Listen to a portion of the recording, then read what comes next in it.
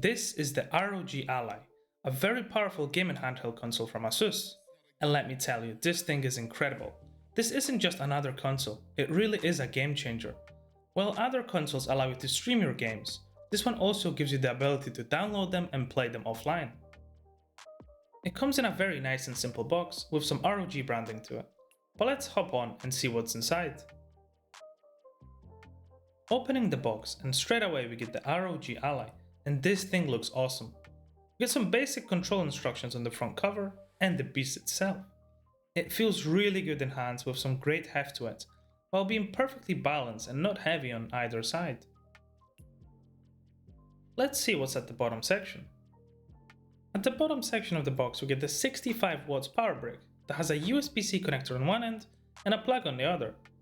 The cables are pretty long, so you should have a comfortable range when charging, especially that the port is conveniently placed at the top of the device. You also get some warranty guide and a quick guide to help you get up and running.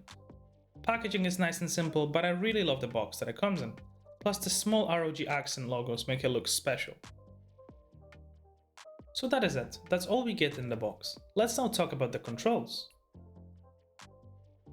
Starting off at the front, we've got the asymmetrical thumbstick layout that also appears on some other handheld devices. The thumbstick has a nice texture to it in order to provide grip and prevent you from slipping your thumbs from it. In terms of functionality, they are very comfortable and smooth to use, although I would like them to provide just a bit more resistance, as to me they're on the lighter side. The LED ring you see surrounding the thumbstick is a great addition, and ASUS gives you the ability to customize it. Inside settings, we are able to change the mode of the LED lights from breathe-in to static, rainbow, or even sync it to a monitor or a graphics card using Aura Sync. You can also directly change the color to a static one, direction, and the speed of the rotation, as well as the brightness of them. The XYBA buttons are finished in this glossy look and provide a very tactile click.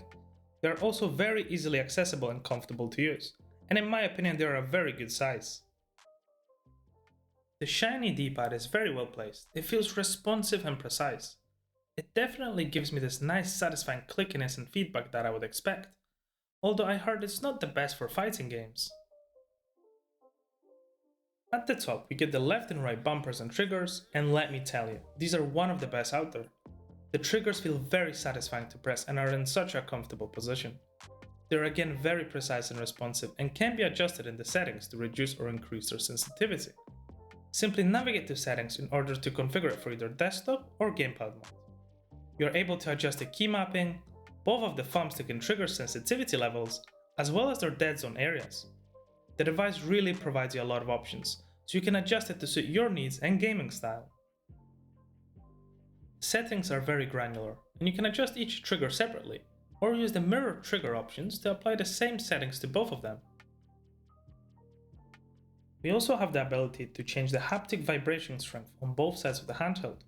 These really provide a ton of feedback when playing and are really well balanced. I usually stick to the highest setting as I enjoy it that way, but it's great that we have the opportunity to change them in the future if we wanted to. For example, you may want to have different settings for different games. Across the top we have the power button, which double downs as a fingerprint reader for logging in, 2 LED lights for the battery and system power, volume buttons, a USB-C port for charging and sending picture to an external monitor, which we will see later, a micro SD card slot, and a headphone and microphone port. I really love the fact that all ports are at the top of the device, which makes it effortless to charge while gaming, without the cables hanging and distracting us at the bottom. As you can see, the USB-C port supports display 1.4 to either charge or send the picture to an external monitor. At the back, we have 2 rear mappable buttons called the macro buttons, which can be mapped to any button on the controller. In the middle, we get the beautiful holographic strip, which looks awesome. The macro buttons feel great, and in my opinion are placed in a perfect position when holding the device, as your fingers are pretty much resting on them at the back. Based on my experience so far, they provide great feedback when clicked and are easily accessible at all times, plus having the ability to map them to any button makes it really useful. On the Ally, we get a 7-inch touchscreen display that is capable of up to 120Hz refresh rate at 1080p. You can, however, switch the refresh rate and the resolution. You can toggle between 60 and 120Hz refresh rate and between 3 resolution modes of 720p, 900p, and 1080p. The screen is super sharp and the dark tint of it really helps with reducing reflections while still maintaining that glossy and clear image. The maximum brightness of the screen is 500 nits, and you can also change it from the command center. As you can see, simply open up your command center menu at any time and adjust as you require. You can also change the operating mode of the device from silent, performance, turbo, and manual, essentially increasing the performance and wattage output. The touchscreen feels very smooth and responsive, and I think it's a perfect screen size for a device this size. You can also open up a keyboard, get back to desktop by using the Show Desktop button, change the LED brightness, and a ton of other settings directly from here. Another very cool one is that from here you are able to turn on the real-time monitor, which allows you to see the current stats of the console, such as CPU, GPU, and watts, as well as the current FPS, internal temperature of the device, and battery percentage. You can hold this display and position it exactly where you want on the screen. This really helps checking how well the game is performing on this device at the current time. Next, we have the Armoury Crate. This is the centerpiece of this console. It's like your game library where all of your games and applications are located. What is cool is if you want to return to this library, all you do is just click this button no matter where you are, and the library screen will pop up. Armoury Crate not only provides you a game library, which are quick launchers for your games and apps, but also device settings and ASUS related things. You can download game launchers such as Steam, Battle.net, Epic Games, and others, and they will appear here. Above the Armoury Crate button, we have the menu button, which acts like your start or escape button when you are in game. The ROG Ally comes with AMD's brand new Ryzen Z1 series chip, either Z1 or Z1 Extreme, depending on which model you go for. The one I have with me is the Z1 Extreme. It gives us 8 cores instead of 6, 8.6 teraflops instead of 2.8, while having 16 threads compared to 12 on the Z1. Both of the variants have 16GB of RAM as well as 512GB of internal storage. This thing really is a beast, and the games are a joy to play with this. They are very smooth and bring me back a lot of memories from my PSP back in the day. I love having so much power in the palm of my hands, and it really is more powerful than some of the laptops out there. Having to play my favorite games offline and on the go is just so convenient. The games not only run super smoothly, but they look phenomenal on this beautiful display. The haptics allow me to be immersed in the game, and the rumble and feedback from this console is superb. The design of the handheld is very ergonomic, and is very comfortable to hold even for longer periods of time. Every piece is just so easy to reach, and it makes using this handheld a wonderful experience. Everything seems so well thought out and really well planned. The weight of the ROG Ally is 606 grams, but it really does not feel like it because of its great balance. You can also connect a controller to your ROG Ally, either via Bluetooth or the USB-C cable. What is cool is that you can really make a mini PC out of this by connecting it to an external display and combining it with a Bluetooth keyboard and mouse or a controller.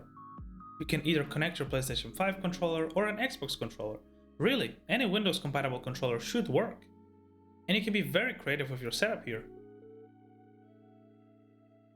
The included ROG Ally stand is a cool addition. You can either use that or buy a third-party one online.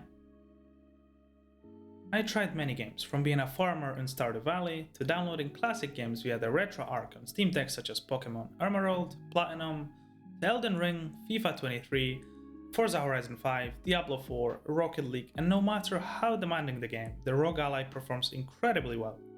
The performance of this beast really did not disappoint at all. For each of the games you can use a specific operating mode. For example, for lower demanding games such as Pokemon or Stardew Valley, I would use the silent mode at 10 watts to extend the battery life. For Rocket League, I would slightly increase output to 15 watts on performance mode, and for Elden Ring or Diablo 4, I would use turbo mode or manual mode at 25 watts when not plugged in, or 30 watts when plugged in. This thing is big, and it really doesn't show that much on the video, but here's a quick comparison with the iPhone 13 Pro, 15 Pro Max, and the Nintendo Switch. What I would say is that despite the ROG Ally being big, it actually doesn't feel heavy. It is so well balanced that your hands just feel comfortable when holding it. On the back, we have some extra vents on each side of the holographic strip that are cut out in the shape of the ROG logo, which allow for the hot air to escape and cool the device when needed.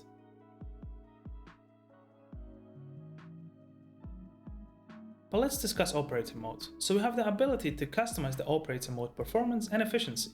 You can create your own manual mode and adjust the wattage output, as well as configure at what speed percentage the fans will be utilized. based on the internal temperature. This allows you to build your own efficient cooling solution based on your needs, and it really improved the performance for me when playing. You can basically specify when the fan should kick in and at what speed it should be running at. And this is to make sure your device is not overheating. In terms of the speakers, we have two at the front and they are awesome. They support Dolby Atmos and I was impressed on how they sound from the start. What is good is that they are front facing rather than being placed on the top of the device, so the sound is very clear and I am genuinely very impressed with them. So is the ROG Ally worth buying?